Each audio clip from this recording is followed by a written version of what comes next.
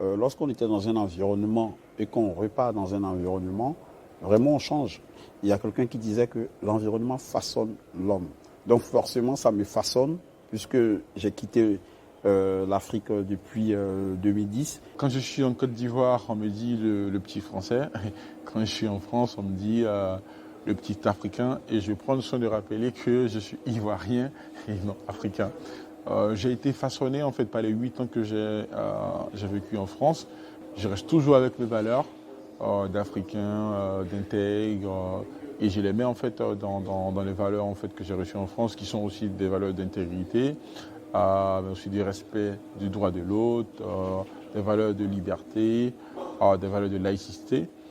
Et ça, je le vis plutôt bien. Lorsque je vais en Afrique ou en Côte d'Ivoire, il y a des choses que je regarde, je vois des opportunités. Mais vraiment, je vois des opportunités, j'ai un regard vraiment différent des choses. Je dis, ah, mais ça, on peut faire ça comme ça, et ça, on peut faire ça. Et quand je viens aussi en France, effectivement, je vois des choses, je dis, mais ça, on peut faire ça comme ça on arrive à faire en France et tout ça. Et puis aussi, j'ai cette capacité d'adaptation quand je discute avec les gens. Je m'adapte très, très rapidement. Mais ça, je pense que c'est grâce à cette biculturalité-là, cette capacité à comprendre l'autre, à identité. Il y a un philosophe qui disait que la maturité, c'est la capacité à se mettre à la place des autres et à prendre des décisions. Et je pense que la biculturalité est un vecteur de cette maturité-là. Quand je pense à mes origines, je pense d'abord à mes origines togolaises, parce que je trouve que les origines françaises sont venues après, enfin la culture française est venue après. Et en fait, même en discutant avec les gens qui sont nés, qui ont grandi en France, on n'a pas la même relation, parce qu'il y a beaucoup de choses qu'on apprend parce que les parents nous l'ont inculqué. Nous, on l'a jamais eu ça en fait finalement. Donc on apprend de cette culture-là à travers nos collègues, à travers nos amis étudiants, à travers nos voyages. Mais on n'a pas, je ne pourrais pas dire par exemple je suis breton ou je suis marseillais. Je vois la biculturalité comme une opportunité énorme pour les personnes qui ont cette chance-là d'accéder à cette biculturalité. Après, je trouve que la France tire déjà beaucoup parti de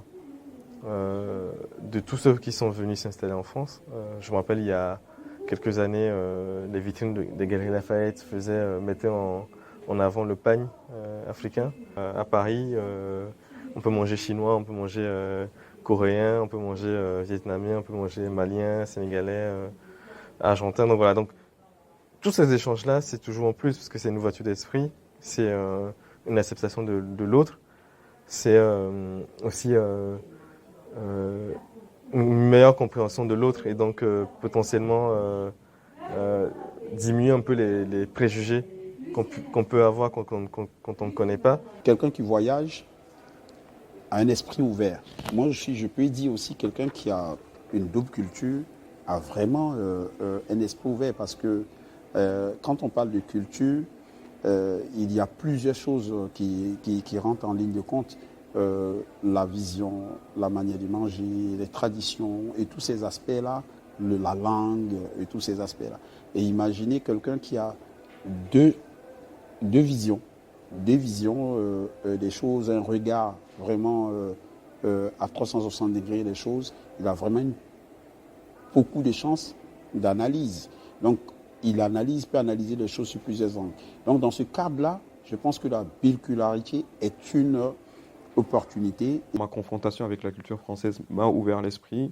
Je pense que la confrontation avec la culture française, avec la culture africaine, voire sénégalaise, de personnes qui sont nées en France, va les ouvrir l'esprit, va les permettre de se dire, bah, finalement, en fait, il n'y a pas une seule façon de voir les choses, il y a une autre.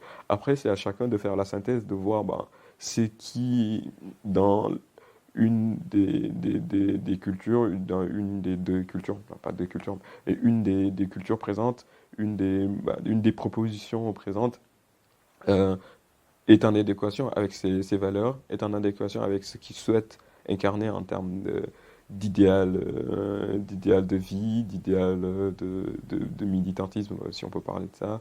Je ne veux pas en fait transporter ma culture à 100% ivoirienne, africaine, et dire qu'en France, je ne veux pas en fait m'adapter. Voilà. Et vice-versa, je ne vais pas aussi y aller parce que j'ai fait 8 ans en Europe. J'arrive en Côte d'Ivoire, je dis je salue plus les anciens, je ne traite plus les anciens comme on doit les traiter et tout. C'est un non-sens en fait.